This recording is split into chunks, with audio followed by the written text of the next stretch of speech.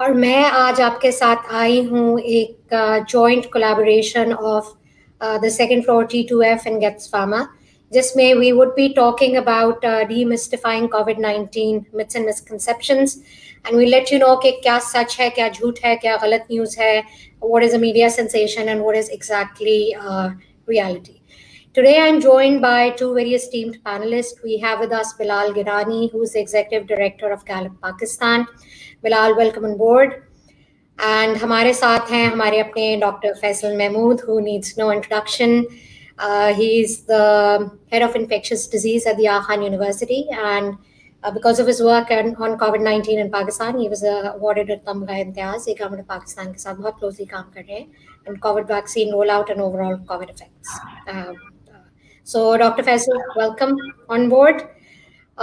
In the next 30 to 45 minutes, हम कोशिश करेंगे कि आपके पास सही information पहुंचा सकें हम on what is right and what is wrong. So, Bilal, आपसे मैं start लूँगी. And आप हमें थोड़ा सा बताएंगे कि आपने एक हेल्थ केयर प्रोवाइडर्स का, एज यू ऑल नो कि पाकिस्तान में वैक्सीनेशन आ चुकी है, एडल्ट वैक्सीनेशन सेंटर्स से वो स्टार्ट की जा रही है. फेज 1 में people who above the age of 65 और हेल्थ केयर प्रोवाइडर्स जो फ्रंट लाइन है उनको vaccination government of Pakistan provide करिए completely free of cost. So Bilal ने इस रिगार्ड्स में ऑन हेल्थ केयर प्रोवाइडर्स एक सर्वे किया था, जिसमें इन्होंने ये देखने की कोशिश की है कि लोग कितना health care providers are they wanting to take the vaccination, what are there what is the hesitancy if any, कौन से एरियाज में ज़्यादा अपटेक होने के चांसेस हैं, कहाँ पे कम हैं, are they brand conscious about a particular vaccine, are they scared about side effects. So Bilal, over to you. आप हमें मोटी मोटी फाइंडिंग्स बताएंगे in very simple words because we have an audience which is the general population. Thank you, Bilal.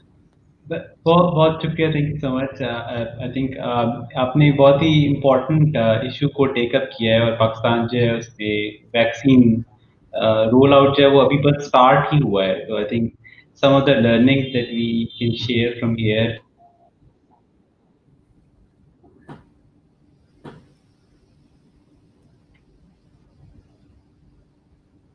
Gallup generally public opinion यानी आम पाकिस्तानी की राय लेता है. इसमें हमने सोचा कि जो हेल्थ केयर प्रोवाइडर्स हैं उनकी राय बहुत ही ज़रूरी है.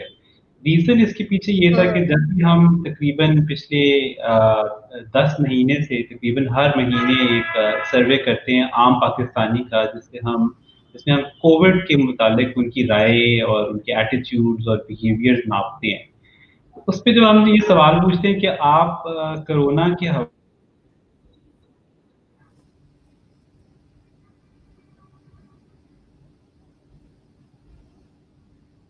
फैक्टर समझते हैं, आपके ख्याल से कौन आपको एडवाइस करे तो आप उसकी बात मानेंगे.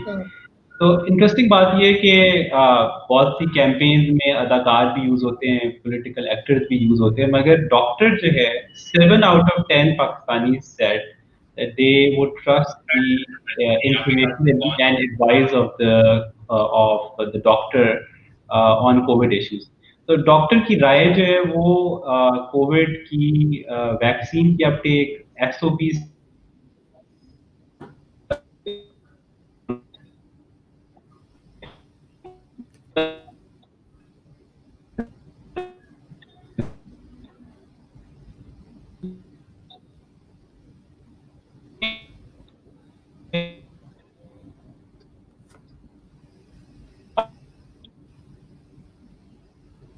ने कोलैबोरेशन स्ट्राइक की, जिसमें हमने उनके साथ मिलके एक सवालनामा डिज़ाइन किया और फिर हमने ऑनलाइन और टेलीफोन के ज़रिए तकरीबन 600 doctors across 40 districts of Pakistan, जिनमें से अर्बन इलाकों में भी डॉक्टर्स थे, रूरल इलाकों में भी थे, हॉस्पिटल्स में, बेसिक हेल्थ यूनिट्स में, फ्रंट लाइन फेसिंग भी थे और कुछ ऐसे भी थे जो फ्रंट लाइन फेसिंग नहीं भी थे. इन सब का हमने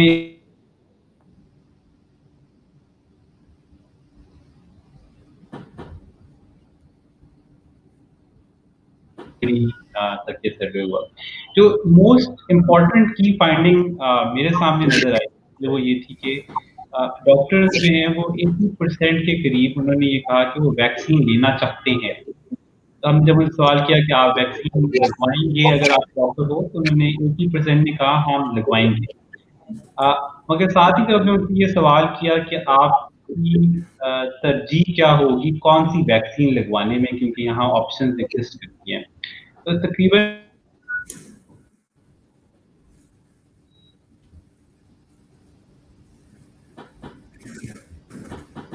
फाइजर वैक्सीन लगवाना चाहते हैं। अब ये ना पाकिस्तान में मौजूद है ना फाइजर यहाँ मौजूद है। सिर्फ 8% ने ये कहा कि वो चाइनीज वैक्सीन या 2% ने ये कहा कि वो रशियन वैक्सीन, जिसका उस जमाने में चर्चा था कि शायद वो आ जाएगी। तो वैक्सीन लगवाने की ख्वाहिश तो बहुत है, मगर वैक्सीन के बारे में जो ब्रांड है उसके ऊपर ट्रस्ट नहीं है। एक की फाइंडिंग जो हमें नजर आई। ठीक, सो डॉक्टर फैसल, मैं यहाँ पे आपसे एक क्वेश्चन पूछना चाहती हूँ that even though Pakistanis are very brand conscious, even when it comes to vaccine, Chinese को हम बुरा कहेंगे, बाकी हम अच्छा कहेंगे. When it comes to safety data, and I'm asking you in a purely scientific manner, can you let us know कि in सब vaccines में Sinopharm, Sinovac, Sputnik 5, Moderna, Pfizer, इनमें safety profile और efficacy क्या-क्या बहुत फर्क है? Or should we just get any vaccine that the government of Pakistan is bringing in? Because we really don't have a choice. बिल्कुल, so I think आपने दोनों बातें बिल्कुल सही बोली। तो सेफ्टी पॉइंट ऑफ व्यू से सब वैक्सीन तकरीबन इतनी ही सेफ है। 19-20 का थोड़ा सा फर्क है, ज्यादातर के साइड इफेक्ट में सिर्फ दर्द होना, उसके बाद थोड़ा सा बुखार होना कुछ लोगों को। अब उनमें से कुछ वैक्सीन में बुखार थोड़ा ज्यादा होता है, जैसे कि फाइजर की वैक्सीन हो गई, कुछ के अंदर थोड़ा सा कम होता है। उसके अलावा जो एफिकेसी है, यानी कि वैक्सीन कितना अच्छा काम करती है, तो अब इसमें थोड़ा सा ऑब्वियसली डिबेट तो नहीं कहूंगा, मगर याद रखें कि ये जो एक स्टडी बोलती है 70%, दूसरी बोलती है 80%, तो दूसरी तीसरी बोलती है 90%, तो इसको आप कंपेयर नहीं कर सकते। आप ये नहीं कह सकते भाई 60% 80% से बेहतर है। उसकी बुनियादी वजह यह है कि सारी स्टडीज जो है वो मुख्तलिफ तरीके से की जाती है। तो अगर आप एक चीज को एक तराजू से तोड़ रहे हैं और दूसरे को दूसरे तराजू से तोड़ रहे हैं, तो आप दोनों को कंपेयर नहीं कर सकते। अलबत्ता ये इसमें जरूर है कि जितनी भी वैक्सीन हैं, सब की ये खासियत जरूर है कि वो आपको बुरी बीमारी से बचाता है, वो आपको मरने से बचाता है, आपको अस्पताल आने से बचाता है। तो मेरी तो राय होगी कि आप नंबर्स को छोड़ें, जो वैक्सीन आपको मिले प्लीज लगा दें। सही बात है। सो आज का हमारा मेन मकसद भी ये है कि इंस्टेड कि आप वेट करें कि ये वाला ब्रांड आए, वो वाला ब्रांड आए, it is better, benefits are more than risk, so please go ahead do it. मैं क्वेश्चन अभी यहाँ से पूछूंगी बिलाल से। बिलाल, आपकी रिपोर्ट में ये आया है कि 80% of health care providers are ready to take any vaccine at all. मतलब वो शो कर रहे हैं कि हम इंटरेस्टेड हैं, बट जब हम फैसल की जानिब अभी जाएंगे और उनसे रियल लाइफ फिगर्स पूछेंगे कि अपटेक कितनी हो रही है, that's very different. So do you think it was because के सर्वे जिस तरीके से लिया गया वो शायद बायस क्रिएट हुआ, या it's not replicable or generalizable to the entire population, or what is happening? I want to see के perception और reality में फर्क क्यों आ रहा है। बिल्कुल, एक आई थिंक जो 80% का नंबर है जिसमें कह रहा था कि वो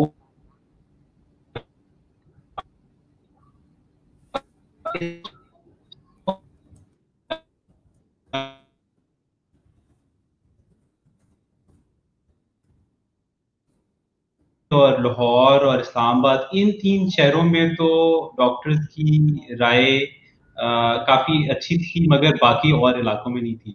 तो ये आई थिंक एक जो गैप है between wanting to vaccinate but not having the right options available, ये जो लैग है 80% वर्सेस आप अगर 40% का नंबर दे रही हैं, तो इसको एक्सप्लेन करता है। दूसरा, हमने जब उनसे ये पूछा कि आपको वैक्सीन ऑफर हो गई है,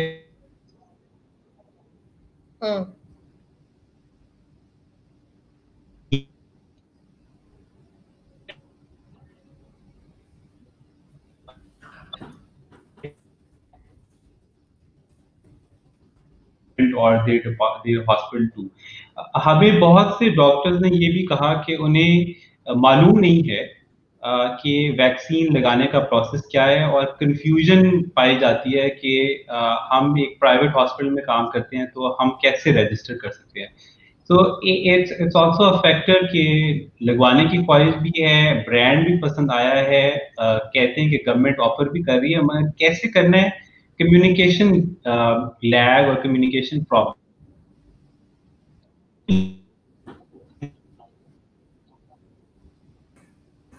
ओके, सो डॉक्टर फैसल, आपसे अगला पूछने लगी हूँ क्वेश्चन के इट्स वेरी सिंपल, 1166 पे जाके रजिस्टर कराना होता है and they assign you to some adult vaccination center जहाँ पे आप जाके अपनी वैक्सीनेशन ले सकते हैं।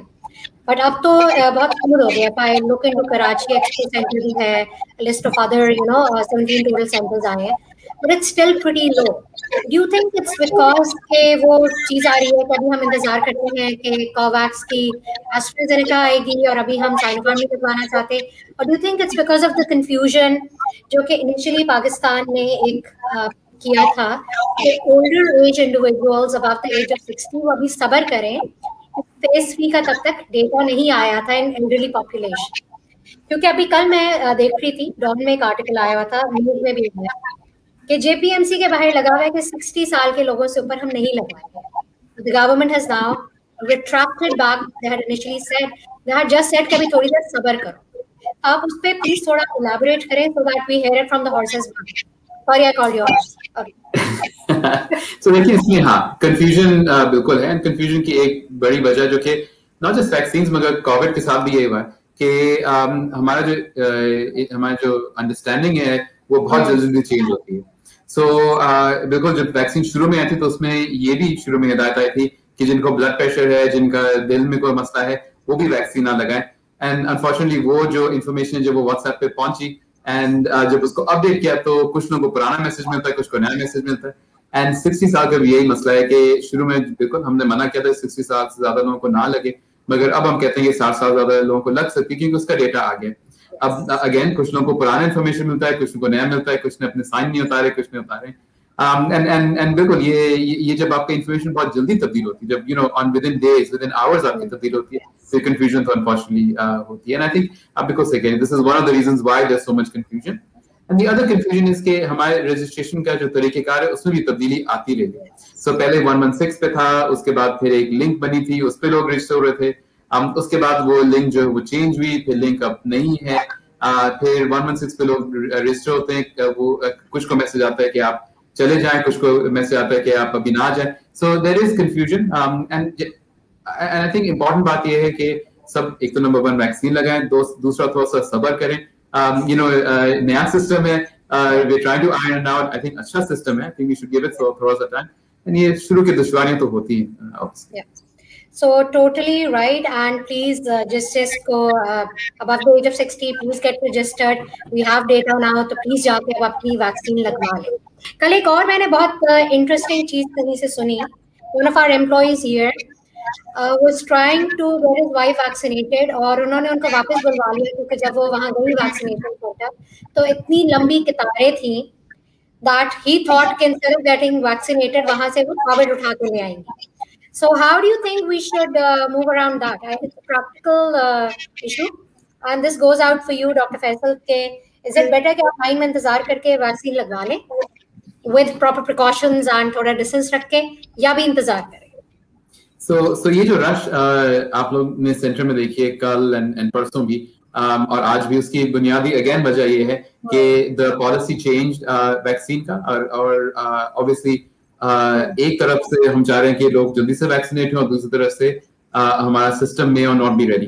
तो ये जो नया नोटिफिकेशन जारी किया था कि अगर आपकी एज 70 से ज्यादा है तो फिर आप अपना आके वैक्सीन लगा लें, आप रजिस्टर हो जाएं और आप आ जाएं, कोर्ट का इंतजार ना करें।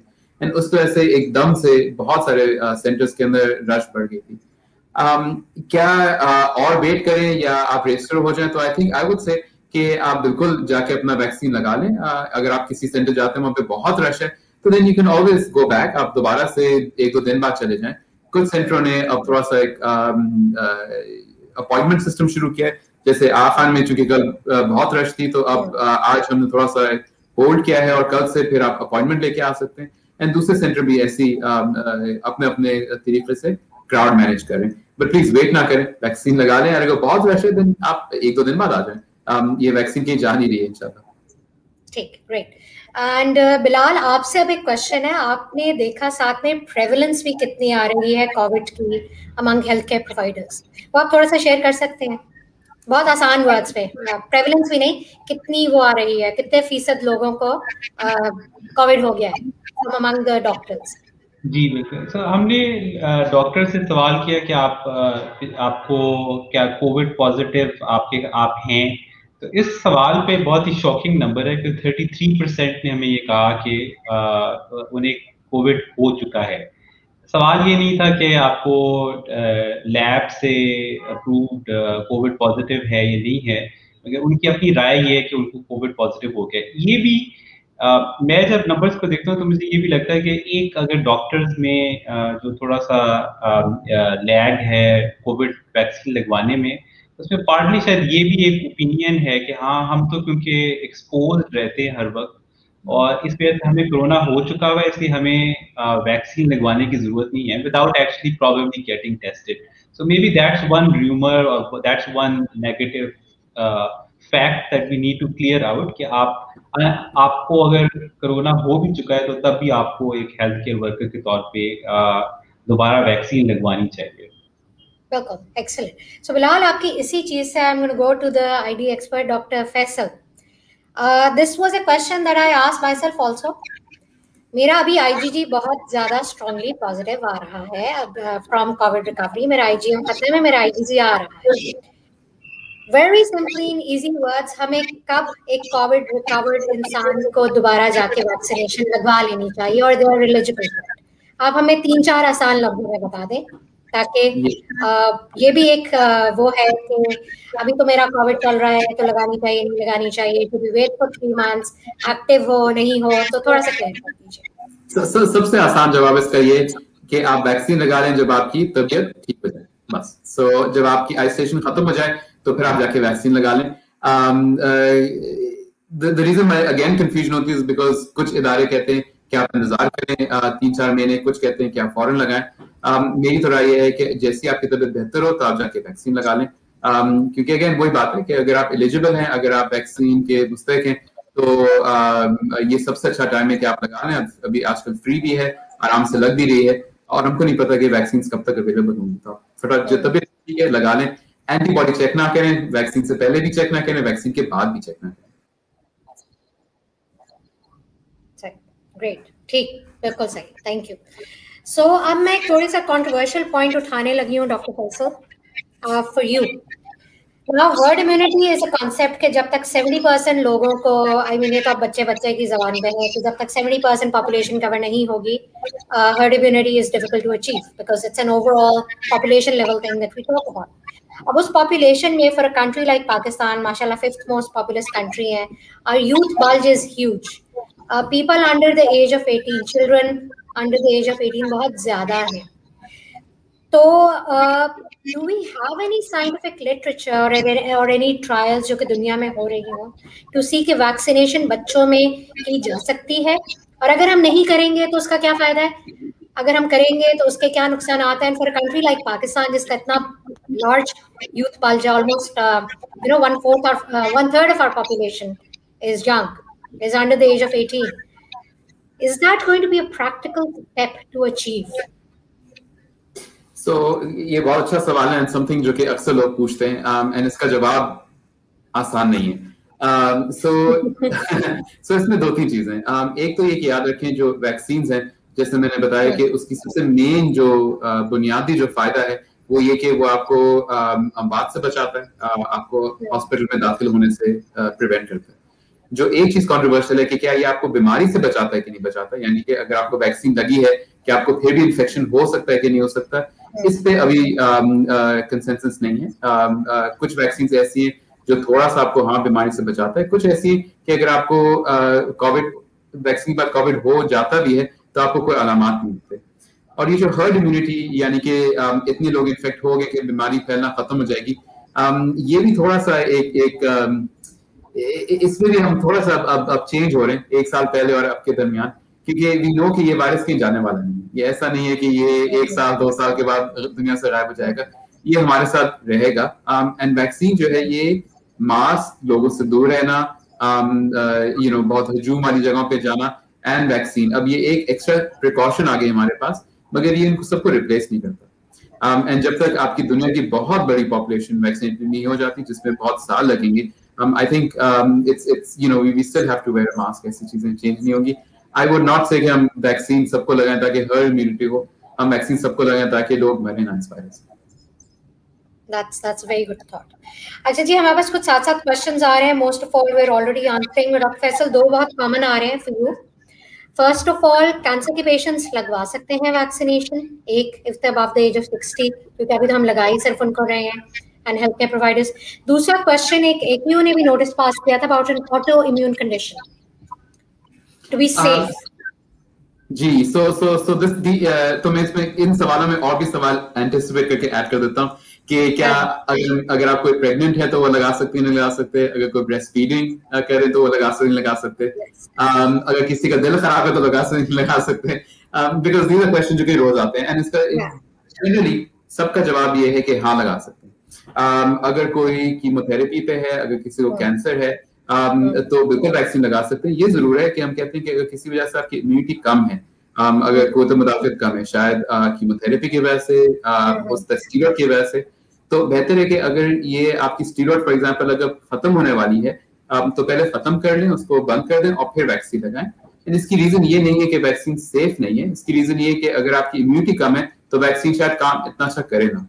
ऑन द अदर हैंड अगर आप रिस्पॉन्स ना है, ऑन द अदर हैंड अगर कीमोथेरेपी चल रही है आपकी और कीमोथेरेपी मजीद 1 साल चलेगी, तो बेहतर है कि आप वैक्सीन अभी लगा लें, बिकॉज सबसे इंपॉर्टेंट बात है कि ऐसे लोगों के अंदर अगर कोविड हो तो उनके अंदर बुरी बीमारी होने के चांसेस बहुत ज्यादा हैं। सो इट्स वैक्सीन सेफ है, देयर इज नो डाउट, मगर ये जरूर है कि वी वांट की इम्यूनिटी जितनी अच्छी हो उतना बेहतर है। अगर नहीं होने वाली इम्यूनिटी बेहतर कि अगर आपको कीमोथेरेपी लग रही है फिर भी लगवा लें, there is no harm. Pregnancy में it's generally considered safe, breast feeding में इट्स सेफ। ठीक, एंड ACOG का शायद वो भी आया कि the benefits outweigh the risks and लगवा लें सब। बिल्कुल, सो हर चीज का जवाब है लगवा लें। लगवा लें, लोगों इस तरह से कोविड लगना इज मच वर्स, वैक्सीन लगना is not so bad, is not that bad. ठीक, अच्छा Bilal, coming to you now, आपकी और भी बहुत इसमें इंटरेस्टिंग फाइंडिंग्स थी। Bilal, are you able to hear me? जी, आई कैन हियर यू जी। ठीक, आप मुझे कुछ 2-3 अगर हमारे नाजरीन को पॉइंट्स बताना चाहें that you want to highlight from the survey that you felt are very very important. I think एक जो डॉक्टर्स के सर्वे में भी और पब्लिक ओपिनियन में भी हमें चीज नजर आई, वो ये कि जो एडल्ट वैक्सीन है इसका तसव्वुर पाकिस्तान में बहुत ही रेयर है। तो हम जो कोविड वैक्सीन जो एडल्ट्स को लगाने जा रहे हैं, ये एक यानी कोविड एक नॉवेल चीज है और साथ में एडल्ट वैक्सीनेशन जो उनके लिए बिल्कुल नई चीज है। मैंने अभी तक इस बारे में बहुत डिस्कशन होते या लोगों को अवेयर करते नहीं देखा इस पर्सपेक्टिव से कि हम उनको जो चीज कह रहे हैं ये पहले उनके साथ कभी नहीं हुई। तो डॉक्टर से भी जब हमने सवाल किया तो तकरीबन 2/3 ने ये कहा कि उनको भी कभी आज से पहले वैक्सीन, एडल्ट वैक्सीन या फ्लू शॉट या कोई इस तरह का शॉट नहीं लगा। तो हमें इसके लिए तैयार करने की जरूरत है। दूसरा, आई थिंक जो पब्लिक लेवल के ऊपर हमने चीजें देखी वो काफी अलार्मिंग है, और आई थिंक जो ज्यादा बड़ा चैलेंज होगा वो डॉक्टर्स को वैक्सीनेट करने के लिए आम पाकिस्तानी को है। जो हमें उनमें रुझान मिला, 57% ने ये कहा कि ये कोरोना का जो थ्रेट है ये एग्जैजुरेटेड है, और ये पिछले 8 महीने से लोग कंसिस्टेंटली कह रहे हैं। 55% ने हमें ये भी कहा कि कोरोना एक फॉरेन कंस्पिरेसी है, ये कोई हकीकत नहीं है, ये एक फसाना है।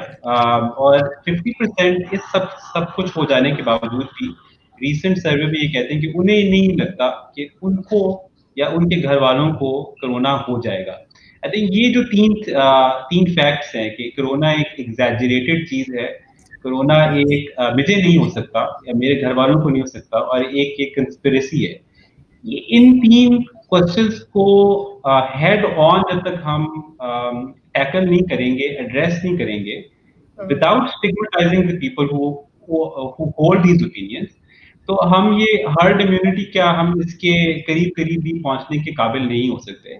क्योंकि पाकिस्तान जैसे मुल्क में लाखों वैक्सीन देने के बावजूद भी आप एक फ्रैक्शन ऑफ अ परसेंटेज की तरफ जाएंगे।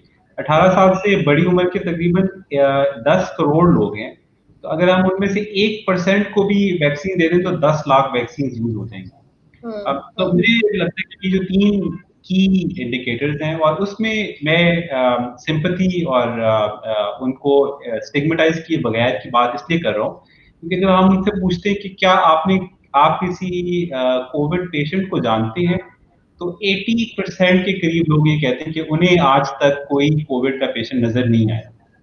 सिर्फ 22% ये कहते हैं कि वो किसी कोविड पेशेंट को जानते हैं।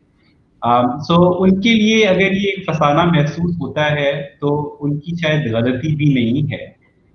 दूसरा, सिर्फ 11% ये कहते हैं कि वो किसी ऐसे शख्स को जानते हैं जो कोरोना से फौत हुआ। इन 2 फैक्ट्स को हमने जब देखा कि अगर आप किसी शख्स को जानते हो जो कोरोना से फौत हुआ है, तो आपके वैक्सीन लगाने के बारे में जो आपकी राय है वो एकदम से बदल जाती है। So if it hits at home, like many of us who've been exposed to it in urban areas, who have a wider social circle, who are healthcare workers and they have seen people suffer, उनके लिए ये बड़ा एक quick सा decision है कि vaccine लगवा लें। जिस शख्स को के आसपास भी कोरोना नहीं हुआ और उसको फीड किया गया है कि ये एक फेक चीज है, उसके लिए वैक्सीन एक बड़ी सुपरफ्लुअस सी चीज है। So there is no big science about it, it's just that they think they are being asked to do something that they don't actually see impacting neither themselves or anyone around them. So मुझे ये लगा कि ये एक important sort of fact है जिसको हमें किसी तरीके से करना है, और डॉक्टर्स ही I think are the best sort of ambassadors to do this. Doctors में भी अनफॉर्चुनेटली हमने देखा कि कुछ इससे सिमिलर रुझान पाया गया। 50% ऑफ डॉक्टर्स ने हमें एक्चुअली ये कहा कि उनके ख्याल से कोरोना जो है पाकिस्तान में एक मॉडरेट थ्रेट है।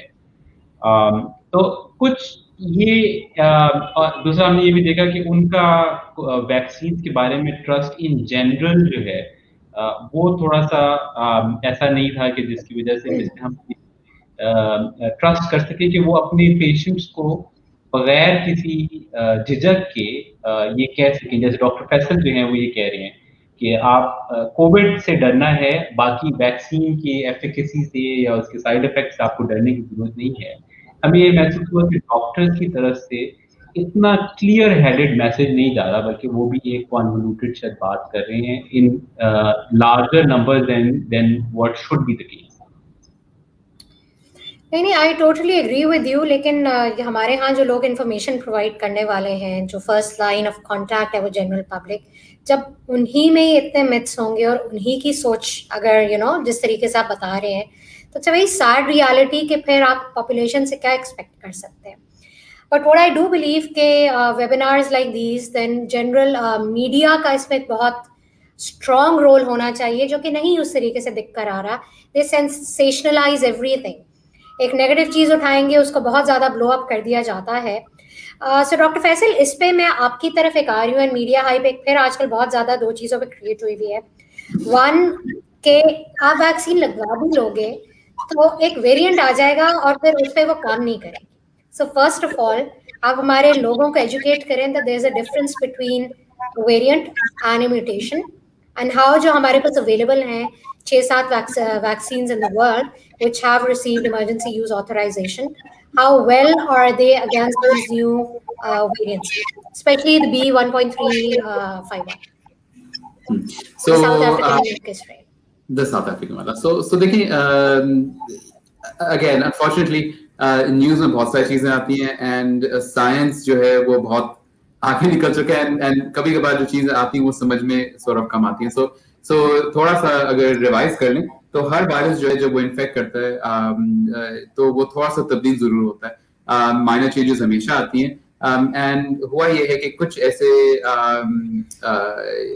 वायरसेस या कुछ ऐसे कोरोना के वायरस हैं जिसमें थोड़ी सी तब्दीली आई है, जिसको वेरिएंट कहते हैं। ये स्ट्रेन्स नहीं है, स्ट्रेन्स का मतलब इसमें बहुत बड़ी तब्दीली आई है।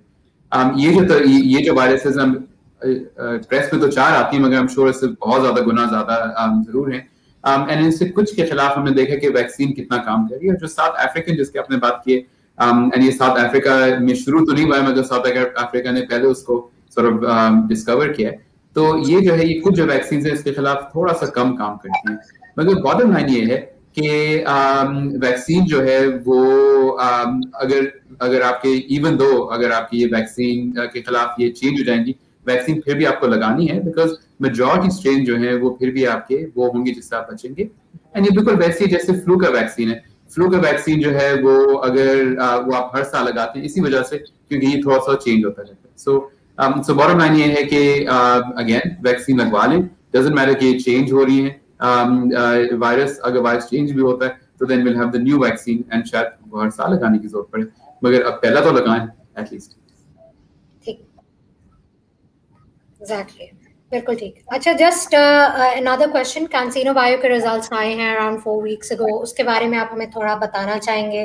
Because Aga Khan university was one of the centres जहाँ पे कैंसिनो बायो की ट्रायल कंप्लीट हुई है, और आप थोड़ा सा ये याद कर दें कि गवर्नमेंट ऑफ पाकिस्तान ने फिर अब कितने डोजेस कैंसिनो के मंगवाए और how soon would that be available at the adult vaccination centres? So CanSino की जीवेकल ट्रायल इधर भी थी एंड उसके नतीजे अच्छे निकले थे। It was a safe vaccine, we didn't see any major side effect इसके, and इसकी efficacy यानी कि जो काम करती है वो भी बिल्कुल like other vaccines severe illness prevent करती है।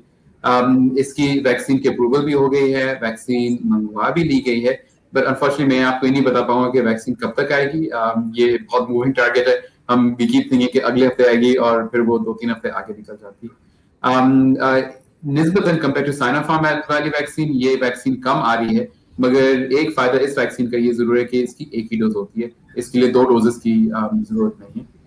सो लेट्स सी ये वैक्सीन कब आ रही है। मैंने ये भी सुना कि वैक्सीन शायद प्राइवेट मार्केट में भी शायद पहले आ जाए। सो लेट्स सी ये कब तक आती है।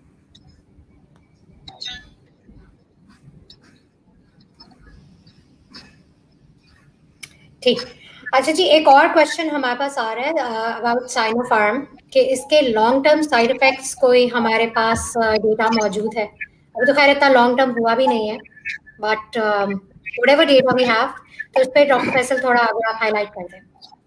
तो लॉन्ग टर्म डेटा की जहां तक बात है, सो याद रखें ऑलमोस्ट ऑल वैक्सीन्स के जो साइड इफेक्ट है वो यूजुअली 6 वीक्स में आ जाता है। So very few side effects beyond 6 weeks of vaccine, and 6 weeks तक का डेटा हमारे पास है, and it's safe, and इसी वजह से सारी जो वैक्सीन्स हैं जो इनको इमरजेंसी अप्रूवल मिली है वो इसी वजह से मिली है कि उनके 6 हफ्ते खत्म हो गए थे and उनका side effect profile was safe.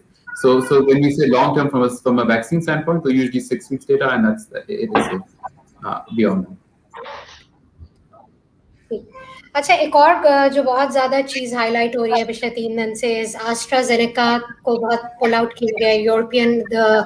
So AstraZeneca की वैक्सीन को कुछ कंट्रीज में in the European market have stopped vaccination because 37 के करीब लोग हैं जिनको कोई ना कोई क्लॉटिंग डिसऑर्डर, भले वो पल्मोनरी एम्बोलिज्म हो, क्लॉट हो, वो देखा जा रहा है।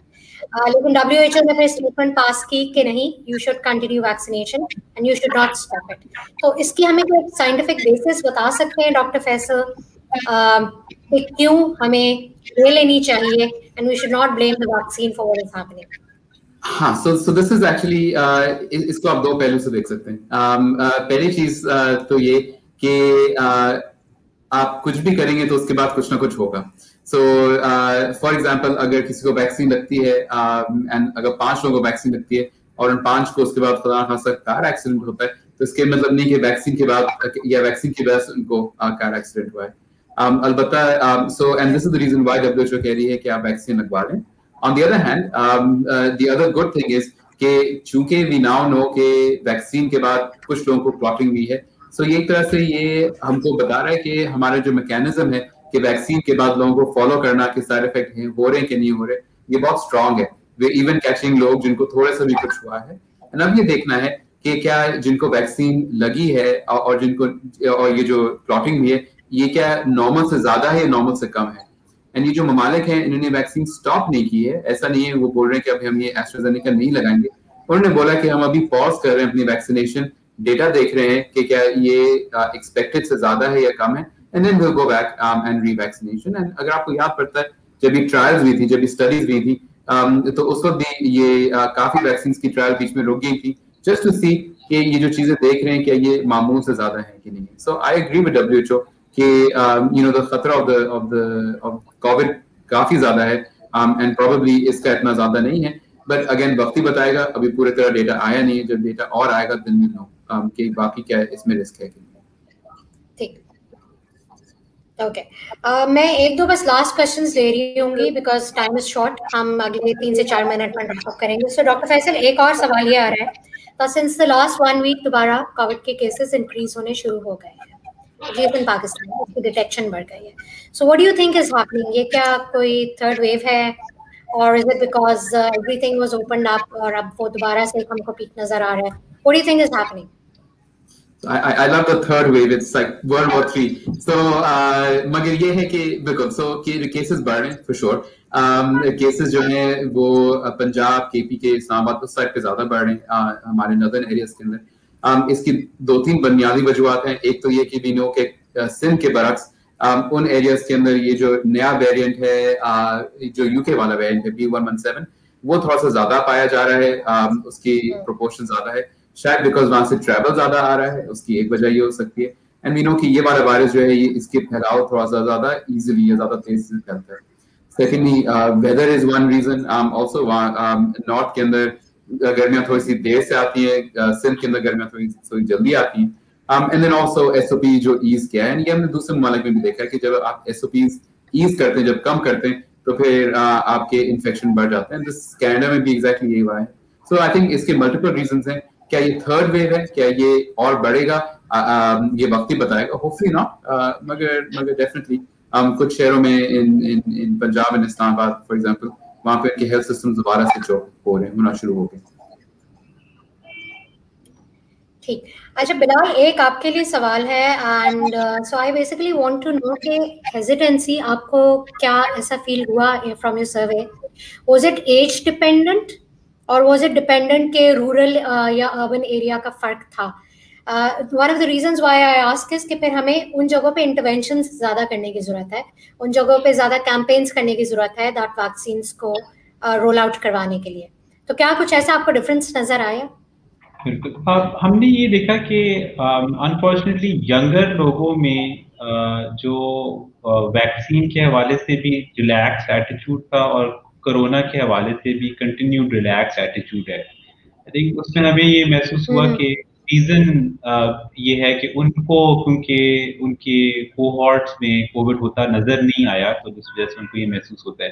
कुछ हमने इसमें एक प्रोविंशियल ब्रेकडाउन भी देखा कि KP में जो कोरोना के बारे में जो ख्यालात हैं और वैक्सीन के बारे में जो ख्यालात हैं वो थोड़े डिफरेंट है बाकी मुल्क के हवाले से।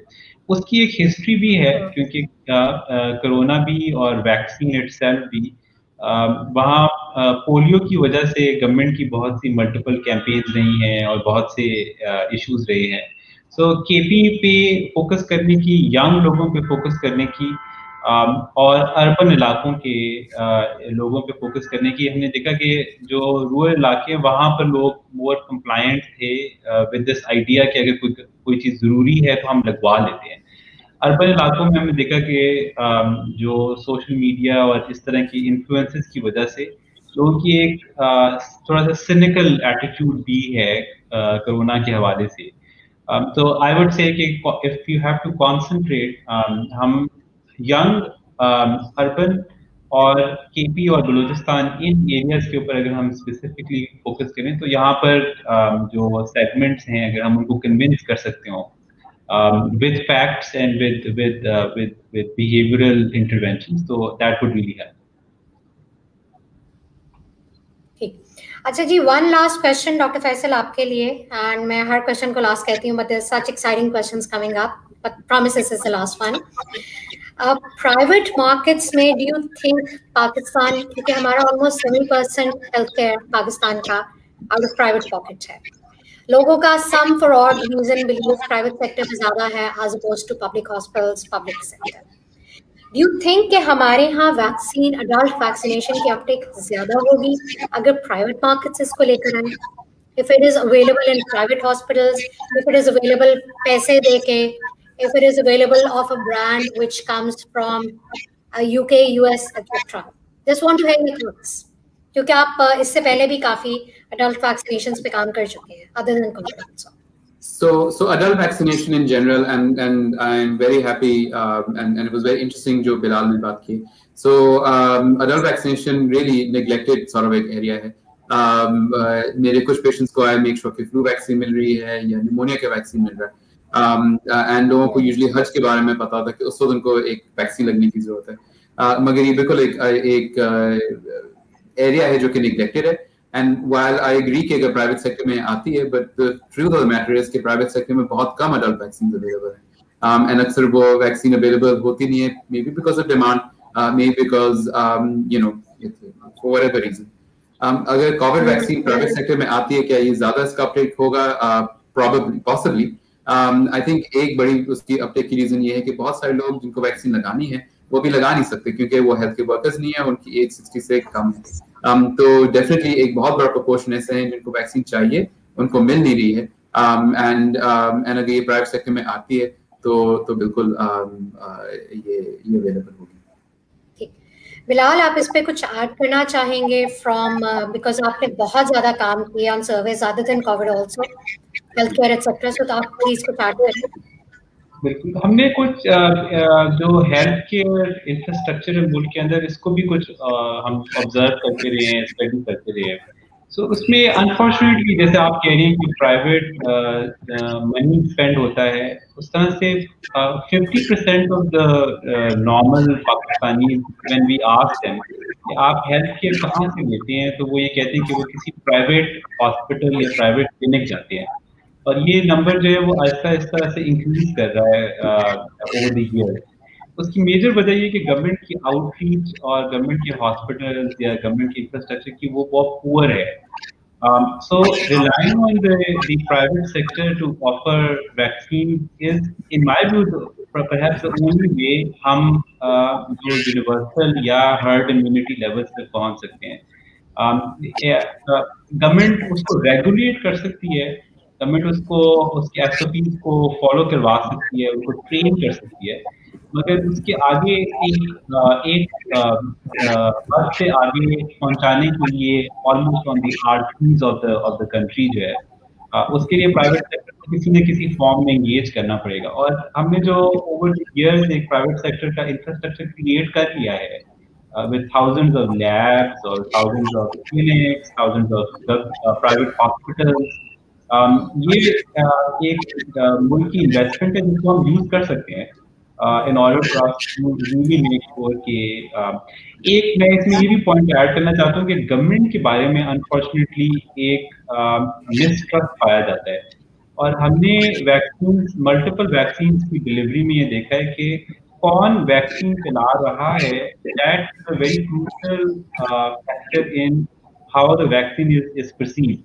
तो पोलियो वर्कर्स के केस में हमने जब स्टडी की तो पोलियो वैक्सीन इटसेल्फ के बारे में राय और पोलियो वैक्सीनेटर के बारे में ओपिनियन, और वो कैसे बना रहा है, वो किस तरीके से उनसे बात कर रहा है, ये इंटरवेंशन जब की गई कि इनको इम्प्रूव कर लें तो वैक्सीनेशन बहुत इम्प्रूव हुई. So government is part of the solution and is probably the leader of the solution, but involving the private sector is a supply as well as a demand side. I would think enabler. तो हमें किसी तरीके से उनको involve करके इस process में आगे ले जाना चाहिए. On this note, मैं सिर्फ इस because I am representing private sector also, थोड़ा सा मैं pitch डालना चाहती हूँ. We get reached out by multiple media channels internationally कि locally पाकिस्तान क्यों नहीं कुछ कर रहा है vaccine production and what are the hindrances etc. because usually 50 million की पॉपुलेशन के ऊपर एक वैक्सीन का प्लांट होना चाहिए. इंडिया में बड़े तकरीबन 20 से ज्यादा हैं, अगर मैं छोटा को इंक्लूड करूँ तो वो 100+ हैं. So they're self-sufficient and they're right now providing the world. और हम इस वक्त वेट कर रहे हैं और whatever hand me down comes to us from Western country. So ये इस पॉइंट पे बहुत डिबेट रेज की जा रही है कि पाकिस्तान का प्राइवेट सेक्टर खुद से क्यों नहीं वैक्सीन प्रोडक्शन में जाता या लोकल प्रोडक्शन पे आता.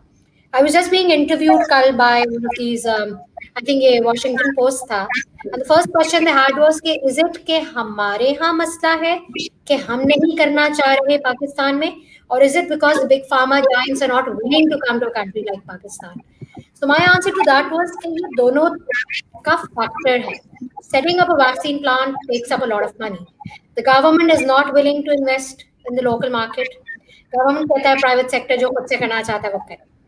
लेकिन at the same time हमारी regulatory authority हमें इतनी इजाजत नहीं देती कि हम outside of hospitals या outside of adult vaccination centers sell कर सके. पाकिस्तान में one of the reasons why बहुत ज़्यादा vaccine नहीं आ पाई is because जो आपके large giants like Pfizer and Moderna and Astra वो एक टेक्नोलॉजी ट्रांसफर की बात करते हैं कि जब तक कि आप लोकल प्रोडक्शन नहीं करोगे और हमसे पूरे की पूरी रेसिपी लेके खुद से नहीं बनाओगे, they're not willing to come in. So I'm just going to stop here. This is food for thought के क्या over time कोविड ने हमें रियलाइज कराया है कि हमें सेल्फ सफिशिएंट होने की जरूरत है, और will we continue to rely on the big giants outside, और हम इंतजार करते रहेंगे कि हमें वैक्सीन दी जाए या हम तक पहुंचाई जाए. So ji, on this note, thank you very much Dr. Faisal, Bilal. It was a lovely conversation. हमने 46 minutes का टाइम मार्क पास कर लिया है, and if there are any last minute things, आपके पास 30 seconds है कुछ बोलने के लिए. So would you want to add something, Dr.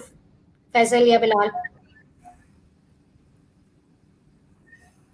No. So thank you Nazreen for joining in today, and inshallah in 2 weeks time we'll bring another episode to you जिसमें हम मजीद myths को discuss करेंगे. बहुत शुक्रिया आपका. Thank you.